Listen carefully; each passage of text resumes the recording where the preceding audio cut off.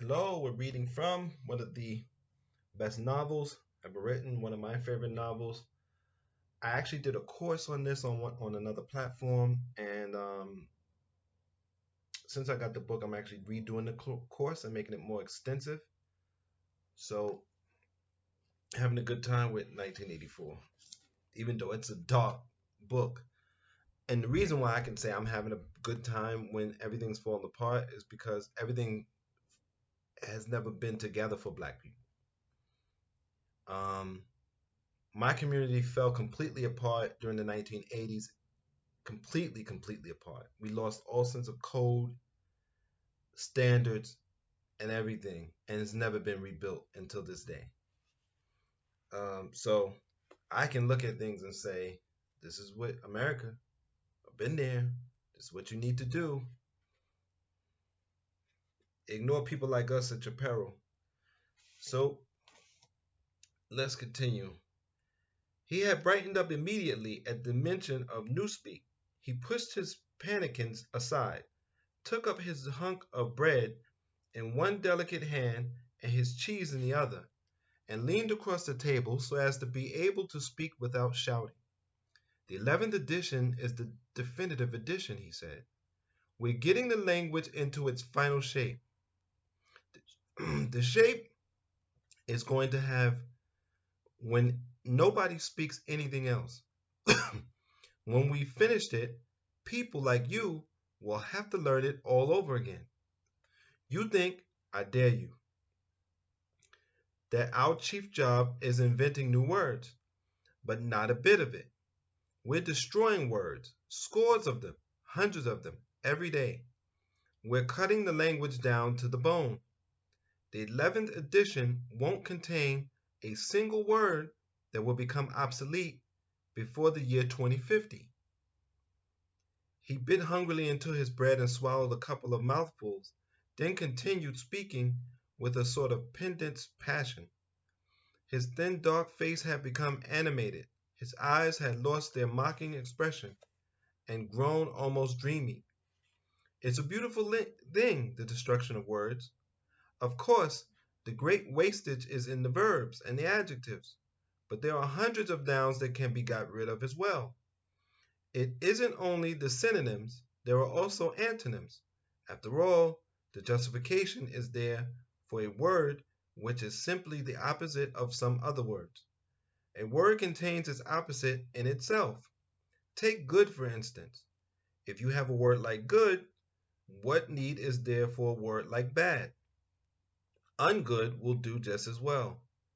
Better because it's an exact opposite, which the other is not.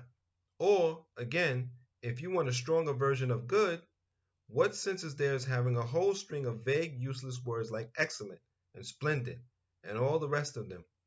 Plus good covers the meaning, or double plus good if you want something stronger still. Of course, we use those forms already, but in the final version of Newspeak, there'll be nothing else. In the end, the whole notion of goodness and badness will be covered by only 6 words, in reality, only 1 word. Don't you see the beauty of that, Winston? It was BB's idea originally, of course. He added as an afterthought. A sort of vapid eagerness flitted across Winston's face at the mention of Big Brother. Nevertheless, Simi immediately detected a certain lack of enthusiasm.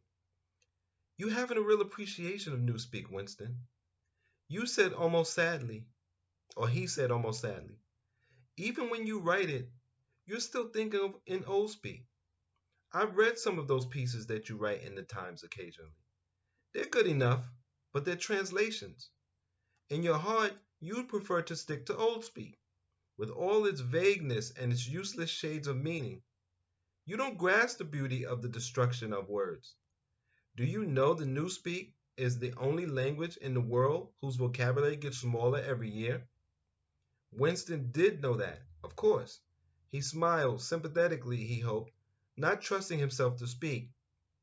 Simi bit off another fragment of dark-colored bread, chewed it briefly, and went on. Don't you see, the whole aim of Newspeak is to narrow the range of thought. In the end, we shall make thought crime literally impossible because there will be no words in which to express it. Every concept that can ever be needed will be expressed by exactly one word, with its meaning rigidly defined, and all its subsidiary meanings rubbed out and forgotten. Already in the 11th edition, we're not far from that point, but the process will still be continuing long after you and I are dead.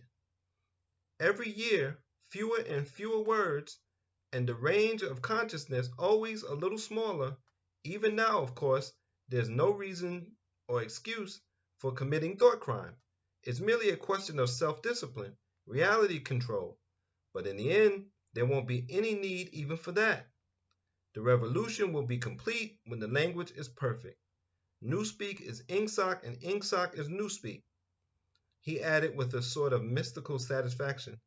Has it ever occurred to you, Winston, that by the year 2050, at the very latest, not a single human being will be alive who could understand such a conversation as we are having now?